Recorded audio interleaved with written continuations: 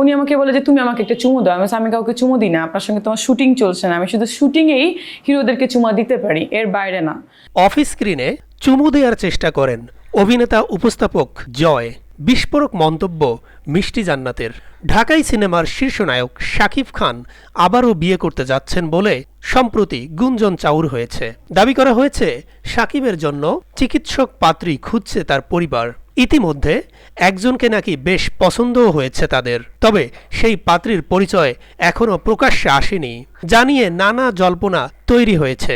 যদিও এই গুঞ্জনে নাম জড়িয়েছে চিত্রনায়িকা মিষ্টি জান্নাতের। চিকিৎসক পাত্রীর খবর প্রচার হতেই অনেকে দাবি করেছেন শাকিবের হবু বউ নাকি মিষ্টি জান্নাত, যিনি ঢাকাই সিনেমার একজন অভিনেত্রী, পাশাপাশি চিকিৎসকও বটে। বিষয়টি নিয়ে মুখ খুলেছেন এই নায়িকা নিজেও। শাকিব খানের সঙ্গে বিয়ের খবরটি অস্বীকার না করলেও গুঞ্জন হিসেবে রাখতে চেয়েছেন তিনি। শাকিব মিষ্টিকে নিয়ে চাউর হওয়া গুঞ্জন নিয়ে আবারও মুখ খুলেছেন অভিনেতা ও উপস্থাপক শাহরিয়ার নাজিম জয়। সম্প্রতি মিষ্টি জান্নাতের নাম না নিয়েই তিনি বলেছেন, ওই মেয়ে ভাইরাল হতেই শাকিবকে জড়িয়ে এসব কথা বলছেন। শাকিব খানের সঙ্গে বিয়ে হলেও সেটা টিকবে না। জয়ের এমন মন্তব্যে ক্ষুব্ধ হয়েছেন মিষ্টি জান্নাত। এ নিয়ে অভিনেতা উপস্থাপক জয়কে নিয়ে বিস্ফোরক মন্তব্য করেছেন তিনি। তার দাবি, শাহরিয়ার নাজিম জয় তাকে চেনেন, তবুও না চেনার ভান করছেন। এই চিত্রনায়িকা বলেন, জয় ভাইয়াকে দেখলাম, সে বলছেন ওই যে একটা মেয়ে শাকিব খানকে নিয়ে ভাইরাল হতে চান। তিনি একজন ডাক্তার, পাশাপাশি অভিনেত্রী, যেটা মিলে গেছে। তাদের বিয়ে হলেও সেটা টিকবে না। এটা উনি কিভাবে জানলো, কিভাবে বলল, এটা আমার প্রশ্ন। মিষ্টি জান্নাত বলেন, উনি আমাকে চিনত।